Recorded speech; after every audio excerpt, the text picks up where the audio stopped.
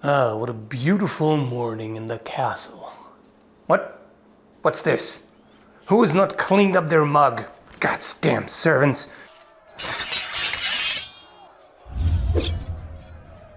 Alright, so let's talk a bit about VR swords and their handling. This is something I've noticed in a number of games, and it bothers me, but I can understand why developers decide to do it.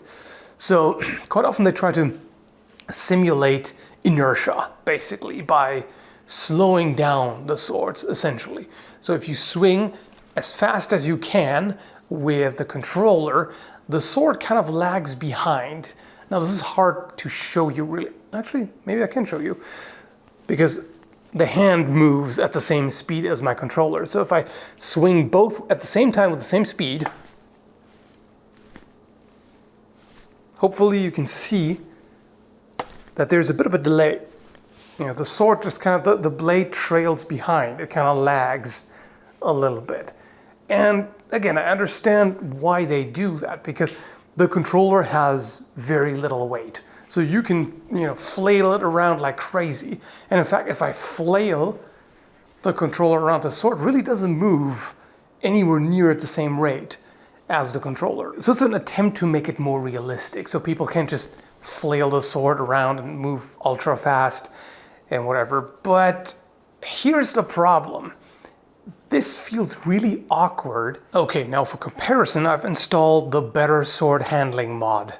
By the way, the Albion sword mod unfortunately doesn't work anymore. So I can't use the exact same swords that I own in real life, but oh well. So here, hopefully you can see the difference. If I swing this, you can see it. There is no lag. It moves at the same rate as the controller does. So, yeah, you could think that this is unrealistic because, well, the sword has mass and the controller has barely any. So you're just swinging your arm, which is true. But check this out from comparison. Historical swords and their reproductions are really not heavy at all. So with good technique in particular, you can move the sword really quite fast, pretty much at the speed that your arm moves. And keep in mind, what you're seeing right now is me out of shape. So a physically fit fighter would move quite a bit faster than this.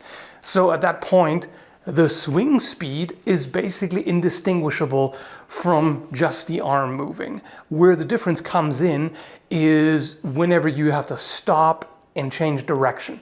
So acceleration and deceleration, that's where the inertia comes in. That's where it takes more energy to slow down a sword compared to just a controller and redirect and bring it around. A well-trained swordsman can basically do this at the same speed.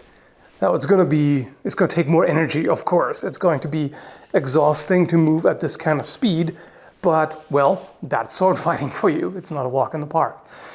So this feels so much better because it doesn't feel like the sword is just weirdly, sluggishly trailing behind. So personally, I think it's better to just let it move in sync with the controller. That way it doesn't feel as weird, awkward, sluggish.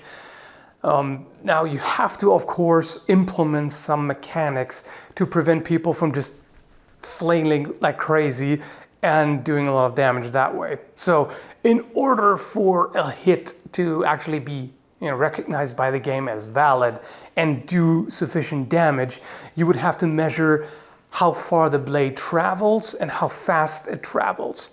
And it can't just be velocity, because then this nonsense happens, right? So you have to, for one, is the edge on? And this game, for example, does that. It does keep track of whether the edge is on, or if you're bashing something with the flat, it's going to do more or less damage, depending. And also velocity. If you just slowly tap them, it's not going to do as much damage as a fast swing. So you need that. And then also said distance. So if I just bonk them, doesn't do as much damage. I mean, it does some damage, but if I really swing, I lose my sword apparently. So if I really swing, you can see like one hit takes him down. And you know, sometimes all you need is the right tool for the job. Parry this, you fucking casual. Anyway, hope you found this interesting and entertaining. Thanks for watching and have a good one, folks.